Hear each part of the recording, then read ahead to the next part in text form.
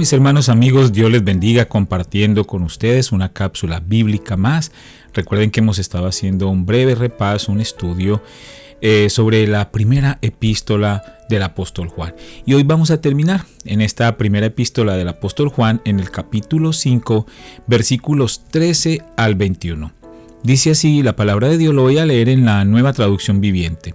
Les he escrito estas cosas a ustedes que creen en el nombre del Hijo de Dios, para que sepan que tienen vida eterna.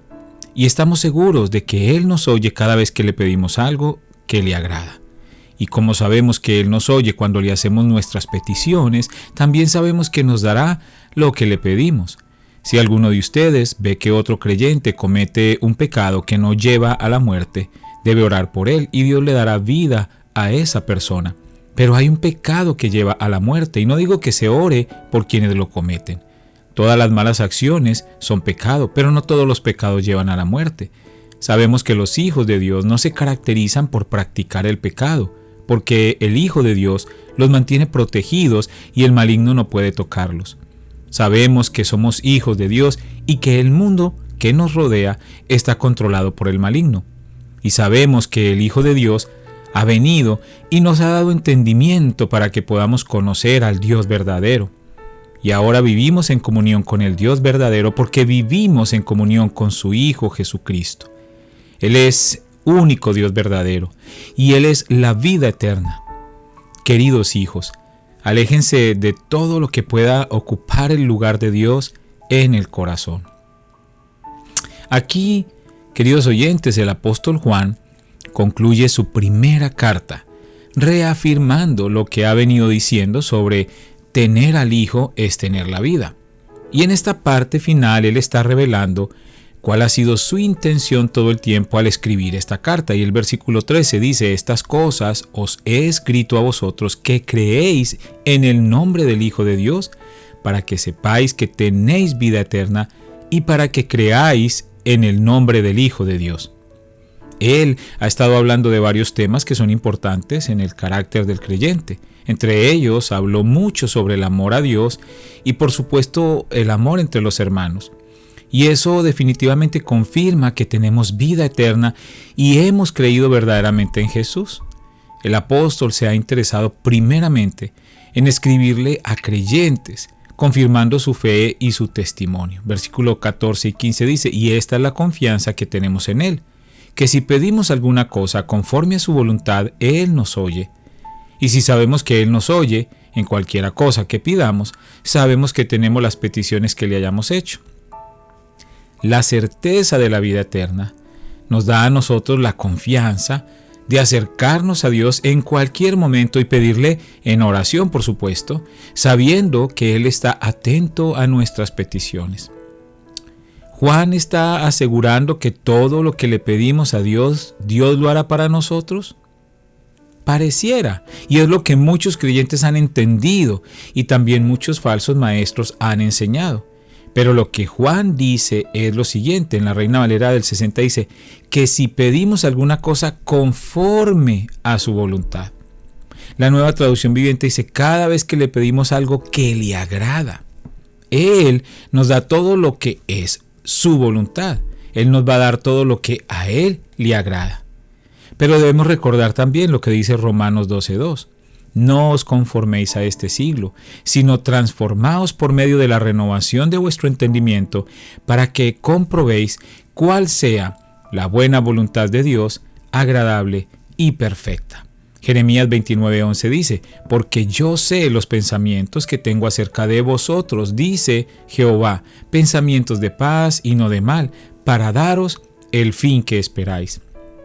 Efesios 1:4-5 dice, según nos escogió en Él antes de la fundación del mundo, para que fuésemos santos y sin mancha delante de Él, en amor, habiéndonos predestinado para ser adoptados hijos suyos por medio de Jesucristo, según el puro afecto de su voluntad. Y Santiago 1:17 dice, toda buena dádiva y todo don perfecto desciende de lo alto, del Padre de las luces, en el cual no hay mudanza ni sombra de variación. Entonces nos podemos preguntar, ¿Por qué nos está diciendo esto el apóstol Juan sobre la oración y sobre su poder? Bueno, a continuación vienen dos versículos muy particulares. Lo voy a leer en la traducción del lenguaje actual, el versículo 16 y 17. Si alguno ve que un hermano de la iglesia comete un pecado que no lleva a la muerte, debe orar por ese hermano, para que Dios le dé vida.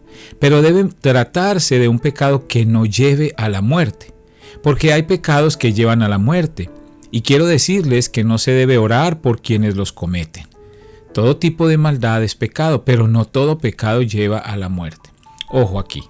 Es necesario aclarar que estos versículos son supremamente difíciles para interpretar de manera exacta.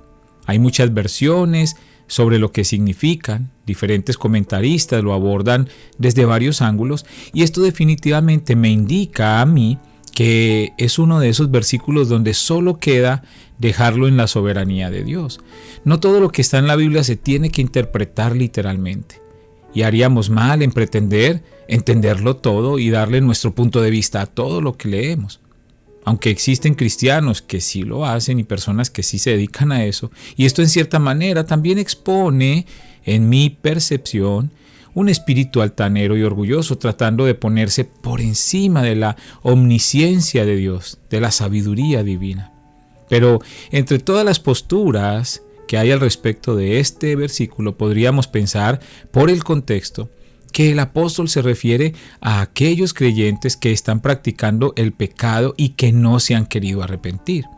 Y como consecuencia, pues tendrán una muerte espiritual y muy seguramente, si siguen así, una muerte física.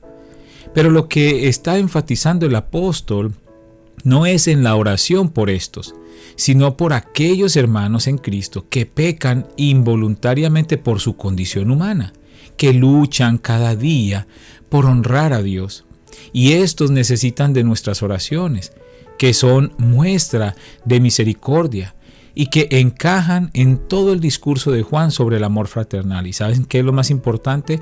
Que usted y yo probablemente también seamos parte de ese grupo, porque la misma Biblia dice que todos somos pecadores. Entonces lo que nos diferencia es quienes pecan deliberadamente, con toda la intención, con todo el deseo de pecar, y quienes pecamos porque somos débiles, porque hemos sido tentados y entonces caemos y desobedecemos los mandamientos de Dios y ofendemos a Dios, pero el Espíritu Santo que hay en nosotros nos redarguye y entonces nos arrepentimos, como dice la palabra. Entonces tendríamos que decir que siendo ese el caso del que está hablando aquí el apóstol, la oración debe ser de todos, orando los unos por los otros. Dice ahí el versículo 18 y 19, sabemos que todo aquel que ha nacido de Dios no practica el pecado, pues aquel que fue engendrado por Dios le guarda y el maligno no le toca. Y sabemos que somos de Dios y el mundo entero está bajo el maligno. En la Nueva Traducción Viviente dice, no se caracterizan por practicar el pecado. Los hijos de Dios no se caracterizan por practicar el pecado. Y la Nueva Biblia Viva dice, nadie que forma parte de la familia de Dios peca de manera habitual, porque Cristo, el Hijo de Dios, lo tiene bien agarrado y el diablo no puede echarle mano. Ahora, este contexto nos aclara lo que antes estábamos mencionando. El creyente sigue en condición de pecador según lo que dice Romanos. Ahora, en 1 de Juan, versículo 1, 8 y 9, dice, si decimos que no tenemos pecado, nos engañamos a nosotros mismos y la verdad no está en nosotros. Entonces, cuando hemos nacido de Dios, ya no practicamos el pecado como lo hacíamos antes, sin remordimiento alguno. Ahora, el Espíritu Santo que mora en nosotros nos redarguye del pecado y nos sentimos mal al caer en sus garras, y ahí debemos actuar como verdaderos hijos de Dios en arrepentimiento y, por supuesto, y lo más importante, apartarnos de ese pecado. Por eso es tan importante la oración de nuestros hermanos en amor y en misericordia. El apóstol Juan nos recuerda que este mundo está bajo el gobierno del maligno, pero nosotros somos hijos del Rey Supremo y ahora estamos bajo el dominio de ese Rey Supremo, así que el enemigo no tiene potestad sobre nosotros, dice el 20 y el 21. Pero sabemos que el Hijo de Dios ha venido y nos ha dado entendimiento para conocer al que es verdadero, y estamos en el verdadero, en su Hijo Jesucristo. Este es el verdadero Dios y la vida eterna. Hijitos, guardaos de los ídolos. Amén. Ahora, recordemos que el apóstol Juan estuvo enfrentándose a enseñanzas falsas sobre la divinidad de Jesús. Por eso es tan importante recalcar en esta despedida de su carta o de su epístola que los creyentes deben saber que Jesús es el Hijo de Dios y que Jesús ha venido al mundo siendo 100% Dios y 100% hombre para cumplir ese plan divino en la redención del hombre. Y por último, él hace una exhortación y da una especie de mandamiento. Dice, guárdense de los ídolos.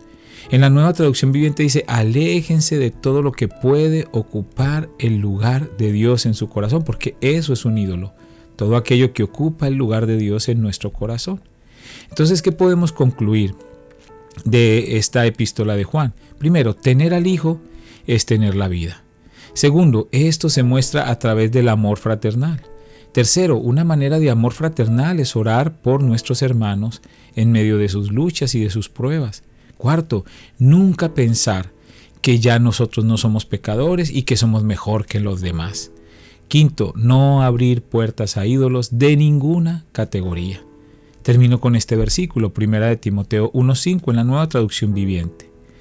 El propósito de mi instrucción es que todos los creyentes sean llenos del amor que brota de un corazón puro, de una conciencia limpia y de una fe sincera.